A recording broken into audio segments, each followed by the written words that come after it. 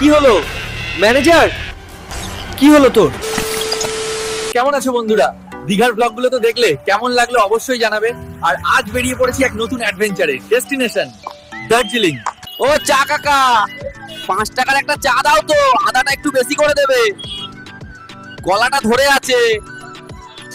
ও টেলা বাদর, 5 টাকায় একটা বিস্কুটও হয় না, মাথা গরম করাস না, চলে যায় এখান থেকে। কাকা 5 টাকা দিচ্ছি, চা দাও, নইলে চাও নেবো, সাথে কলা আর লাড্ডুও নিয়ে নেবো। তো বন্ধুরা, চলে এসেছি শিয়ালদহ স্টেশনে, এখান থেকে ধরবো ট্রেন। আর হ্যাঁ, এ হলো আমার বন্ধু অমিত। এবার আমরা দুজন একসাথে যাচ্ছি। উঠে পড়েছি ট্রেনে বন্ধুরা। আরে অমিত, কিছু একটা বল। তোমরা বান্টির চ্যানেলটা সাবস্ক্রাইব করে দাও, সামনে অনেক মজার ভিডিও আসতে চলেছে। বাপ রে বাপ, টয়লেটের কি অবস্থা! 1 মিনিটও থাকিনি, তাতেই যেন অন্নপ্রাশনের সব ভাত বেরিয়ে এলো। ভাই সাব, মনে হচ্ছে আমরা ট্রেনে না গরুর গাড়িতে এসেছি। বিকেলে আসার কথা, এলাম রাতের বেলা। ঠান্ডা তো লাগছে, কিন্তু পাহাড়ে এসে এই ঠান্ডা ঠান্ডা ওয়েদারে মোমো না খেলে আর কি হলো। তোমরা বললে বিশ্বাস করবে না, প্রায় 1 ঘন্টা ধরে হোটেল খুঁজছি, সব বুকড, না হলে বন্ধ। এরকম হলে তো কালকে খবরের কাগজে খবর হয়ে যাবে। ফাইনালি একটা হোটেল পাওয়া গেছে বন্ধুরা, সিটি সেন্টার থেকে একটু দূরে। আর হোটেলটা একটু পুরনো, কিন্তু কাজ চালানোর মতো ঠিক আছে। চলো ভিতরে। বন্ধুরা, জায়গাটা একটু বেশি চুপচাপ মনে হচ্ছে।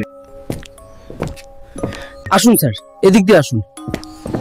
প্রচুর টায়ার্ড লাগছে বন্ধুরা, একটাই ভালো লাগলো, রুমে হিটার আছে। আরে কি হলো? কি রে অমিত, হলো কি হয়েছে বল? ভূতে ধরেছে নাকি? সত্যি বন্ধুরা, হোটেলটা একটু কিরকম একটা। ফ্রেশ হয়ে ডিনার টিনার সেরে শুয়ে পড়েছি, কেন জানি না একটু ভয় ভয় লাগছে।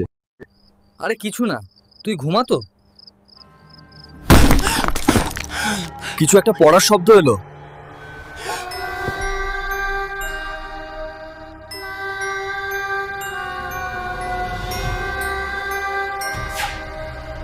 বান্টি দেখ, এটা কি? রক্ত, কিন্তু কোথা থেকে এলো?